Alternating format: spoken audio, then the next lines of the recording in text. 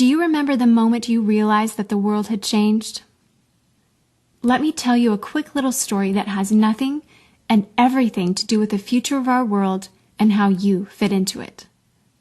In 1917, the United States faced a huge problem. They were working hard to compete in the industrialized economy, and there was a shortage. Not a shortage of oil or coal or other natural resources, a shortage of people, specifically obedient factory workers. The solution to this economic dilemma? It was an experiment of sorts. It hadn't been done before, until someone thought of it. Mandatory public school. Unfortunately, the initial purpose of the United States public school system was not to inspire children or generate scholars. And it wasn't created for dreamers, people who color outside the lines, break the rules, and challenge the status quo.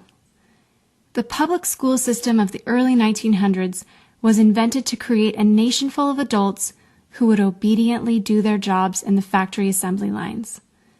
Teaching kids to sit in straight rows and scheduling the entire day with the ringing of bells wasn't by chance.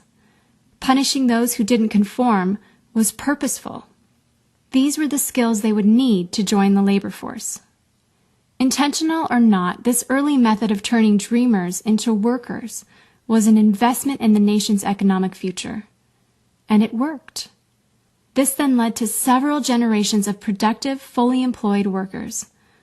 But it isn't working anymore. Why? Our economy has changed. We don't live in an industrialized economy anymore. We live in a connected economy. Right now, there are more users on Facebook than there were people on the planet 200 years ago. Technology has made it possible for us to connect with people, ideas, and information from anywhere in the world instantaneously. And as a result, our economies have expanded from localized towns and communities to the entire world. We have globalized trade in nearly every way. In the past, the obedient, do-what-you're-told without question people were rewarded for working hard and putting their dreams aside in order to toe the line.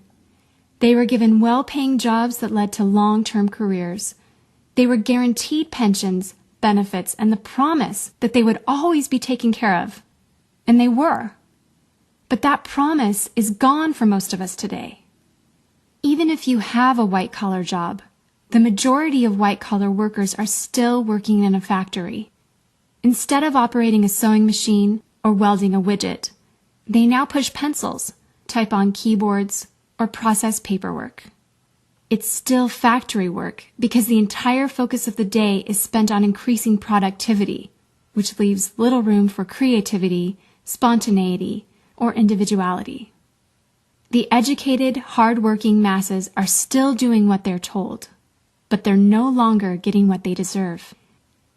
Even if you do everything you are told to do today, graduate from high school, go to college, get a degree, work hard in whatever job you can find, if you're lucky enough to find one, you're not guaranteed anything. Companies are being forced to change or die right now. Layoffs happen much more often than job openings appear, and the highest paying jobs are disappearing or heading overseas at an alarming rate. If you have a job where your boss tells you exactly what to do, he or she will always find someone cheaper than you to do it. Did you know that the average length of a job today is about 4.5 years? Contrast that to the 1960s when it was 40 years. The connected economy rewards a different group of people. It rewards the people who see things differently, who don't conform, people who have ideas that no one else has, people who are willing to work hard but know that the old way of doing things is broken. The connected economy rewards you not for being a cog in the wheel of life, but for standing up and reaching out. The connected economy rewards the connectors. Whether it's connecting a person to a person, a business to a business to a product, or a product to a person, those who learn how to connect are the ones who will survive and excel in the connected economy. That is how the world has changed. It's not about to change. It already has. Things are different now, and they're not going back to the way they used to be. Look at Facebook. What's their product? It's you. Your network, your information, your ideas, they all have value. Does Facebook pay you for the money they make selling your information to advertisers? No. But we still use it because we have an innate desire to connect with people. In fact, neuroscientists have found that we are actually hardwired to connect with each other. Some people know how to leverage this innate ability in today's economy, but most don't. And because they don't know how to do it, most of them are paralyzed with fear, resisting the shift, despite clear indications telling them it's time to change. In 1917, a group of people performed an experiment that forever changed the way that we earned a living. The world today is facing another huge problem. We're facing a shortage of our own. Not a shortage of factory workers or consumers. The world has enough of those. We have a shortage today of dreamers and connectors. And so, we're holding our own little experiment. And you happen to be the subject of it. This 8-minute presentation was specifically designed to seek out and find the connectors around us. Those who recognize that we are on the brink of the next economic revolution, who are ready to thrive in the connected economy, and who are searching for the best way to do it. The internet and technology are rapidly changing the way that we do everything today, including how we make a living.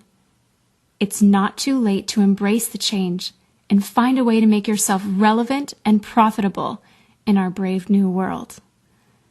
And that's why we've invited you here today. We've created something that rewards you for connecting. It pays you for bringing people together behind a cause, product, or idea. And we have systematized it and made it so that you can do it from anywhere with anyone at any time. If you are passionate about helping people, if you are passionate about changing lives, if you want to position yourself to be a capitalizing force within the connected revolution instead of just a bystander, let's start now. Do you remember the moment you realized that the world had changed? How about the moment you realized you could change with it? Are you ready for the details?